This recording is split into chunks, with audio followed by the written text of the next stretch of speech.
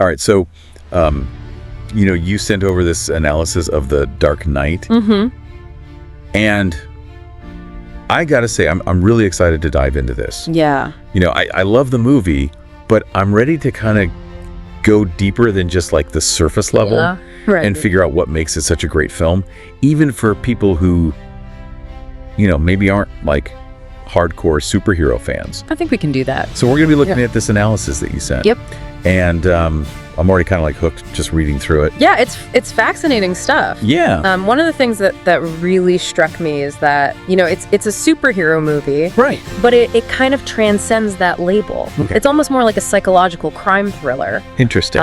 With these really deep kind of philosophical themes. Yeah, the analysis really digs into that. Yeah. And, it points to this central conflict between chaos and order.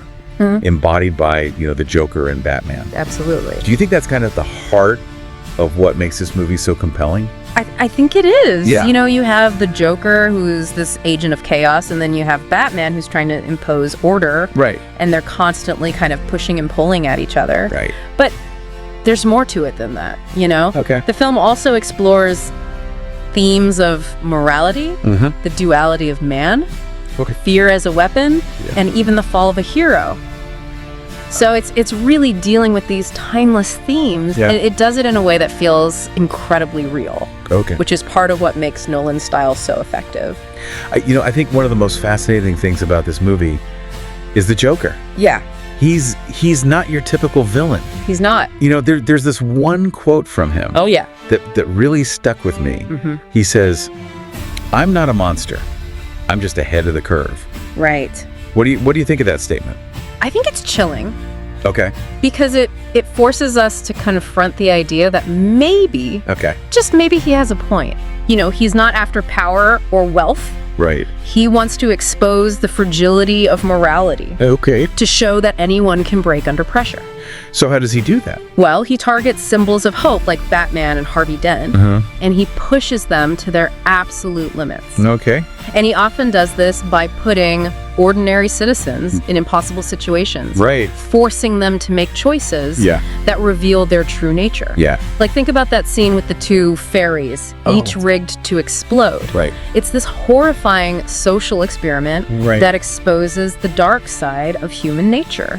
And it's just made even more terrifying by Heath Ledger's performance. Oh, absolutely. It's mesmerizing. It's a masterpiece. I remember watching it for the first time and just feeling completely on edge, never knowing what he was going to do next. He's so unpredictable and chaotic. Yeah. And a lot of that was improvised too. Really? Which just added to the feeling that he was genuinely dangerous.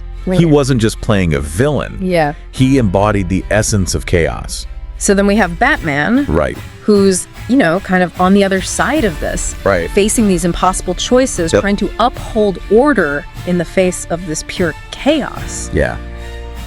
It's so much more than just stopping a bad guy. It's about sacrifice. Okay. Batman's journey in The Dark Knight is all about sacrifice. Okay. He's constantly forced to compromise his own morals, knowing that he may have to become the very thing he's fighting against to save Gotham. Okay.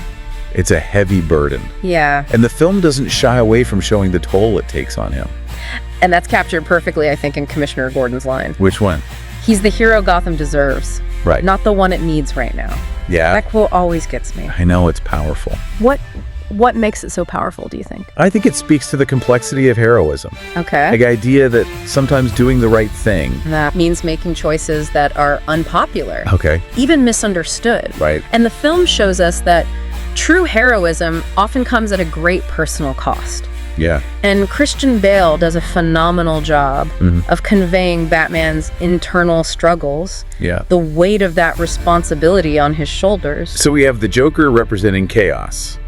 We have Batman embodying this struggle for order. Yes. And then there's Harvey Dent. Right. He's presented as the White Knight. Yeah. Gotham's hope. Right. Gotham's hope for justice through the legal system. Right. But he becomes a tragic figure, doesn't he? He does. Yeah. Harvey Dent is initially the antithesis of the Joker. Okay. He represents order and integrity. He believes in the system and due process. Okay. But the Joker sets out to prove that even the best of us can fall. Right. That anyone can be corrupted. And that whole coin flip motif is such a powerful visual representation of Dent's descent into madness. It starts as a symbol of, his faith in fairness and justice. Right. But it quickly becomes something much darker. It does. Doesn't it? Yeah. The coin, which begins as a symbol of order and chance, morphs into this representation of Dent's broken psyche, his descent into chaos. Yeah. It raises questions about whether we even have control over our destinies, or if we're all just a flip of a coin away from chaos. That's a good question. Yeah, it makes you think. It does make you think. What about you?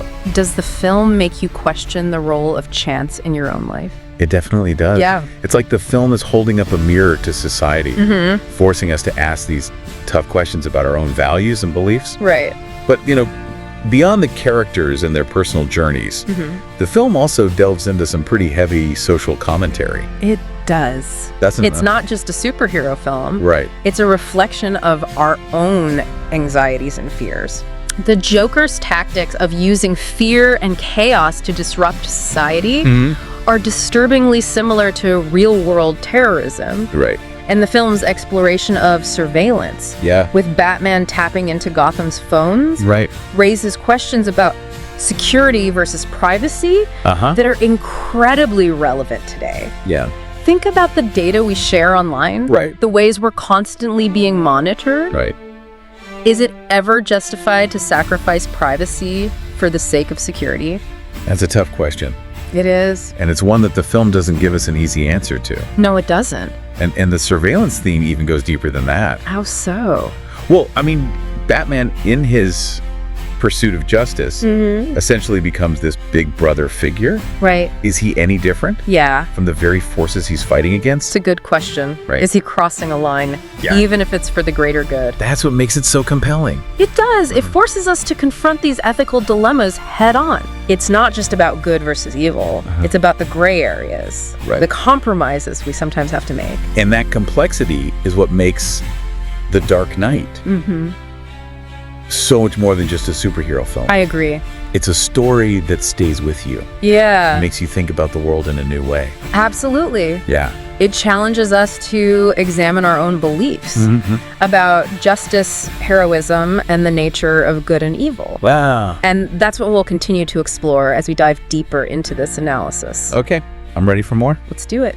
It's interesting you say that about the filmmaking. You see the world in a new way. Yeah. Because The Dark Knight has definitely left its mark on cinema. Yeah. It's been praised as this landmark film, not just within the superhero genre, but like in film as a whole. I remember reading some criticisms about it too, though. Oh, yeah. It wasn't all universal praise, was it? No, not at all. Does the analysis talk about any of the criticisms? It does. One that comes up is the portrayal of women in the film. Okay. Some argue that Rachel Dawes, while important to the plot, isn't given the same kind of depth or agency as the male characters.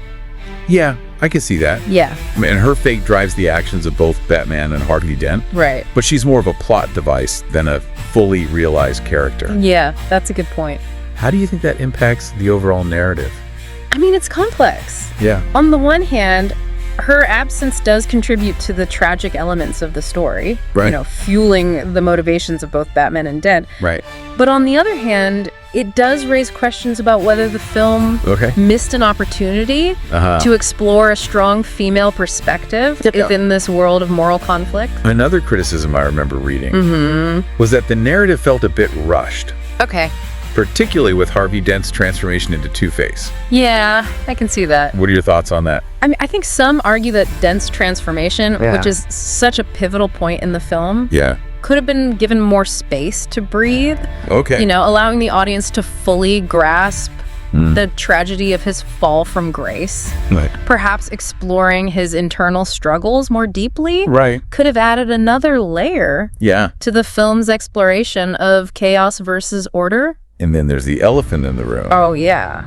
The one that everyone seems to have an opinion on. Christian Bale's Batman voice. The infamous gravelly growl. It definitely became a talking point. Right. With some praising its intensity. Right. And others finding it distracting. I thought it added to the sense of mystery and intimidation surrounding Batman. But I could see how it could be divisive for some viewers. Right. But even with these criticisms, there's no denying the film's impact. I agree. What elements of The Dark Knight do you think contributed to its legacy? Well, I think one key factor is that it paved the way for a new wave of darker, more realistic superhero films. It showed studios and audiences that these comic book stories could be more than just light entertainment. They could be vehicles for exploring complex themes, moral dilemmas, even philosophical questions. So it's not just about the action and the special effects. Right. It's about using the superhero genre to tell stories that resonate on a deeper level. Exactly. Do you think that influence can be seen in films that came after The Dark Knight? Absolutely. Okay. Films like Joker and Logan are prime examples. Okay. They delve into the darker aspects of these characters, exploring their psychological complexities and the societal forces that shape them. So it's like taking these characters and really like getting down to the nitty-gritty Exactly. of who they are. Peeling back the layers. And even some of the later Marvel films, while maintaining their trademark humor and action, started to tackle more mature themes and grapple with the consequences of superheroic actions. So you can really see that influence kind of like rippling out. It's fascinating to see how one film can have such a ripple effect, changing the landscape of an entire genre. And The Dark Knight did more than just influence other films, didn't it? It did. It sparked conversations, debates, even philosophical discussions about the nature of good and evil, justice and sacrifice. Precisely. It sparked a cultural dialogue that continues to this day. It really did. People are still debating the film's themes, analyzing its characters, and drawing parallels to real-world events. Exactly. And that enduring relevance is a testament to its power as a work of art. I agree. The analysis ends with this powerful quote. You either die a hero or you live long enough to see yourself become the villain. Right. What do you think that quote means in the context of the film? Well, I think it cuts to the heart. Of the film's exploration of heroism and sacrifice. It suggests that true heroism is often fleeting, that the line between good and evil can be blurred, and that even those with the noblest intentions can be corrupted by the very systems they strive to uphold. It's a sobering thought. It is. That the choices we make, even the ones we believe are for the greater good, can have unintended consequences. Absolutely. And in the face of chaos and adversity, how do we define heroism? How do we ensure that we don't become the very thing we're fighting against? Those are precisely the questions that The Dark Knight challenges us to grapple with. It doesn't offer easy answers or simple solutions. Instead, it presents us with this complex world where the lines between right and wrong are blurred, where the path to justice is often fraught with difficult choices, and where even the most heroic figures are forced to confront their own inner darkness. That's a lot to unpack. It is. And I feel like we've only just scratched the surface of this film's complexities. Absolutely. But this deep dive has given me a new appreciation for The Dark Knight. Not just as a superhero film, but as a powerful commentary on the human condition. And that, I think, is the true brilliance of The Dark Knight.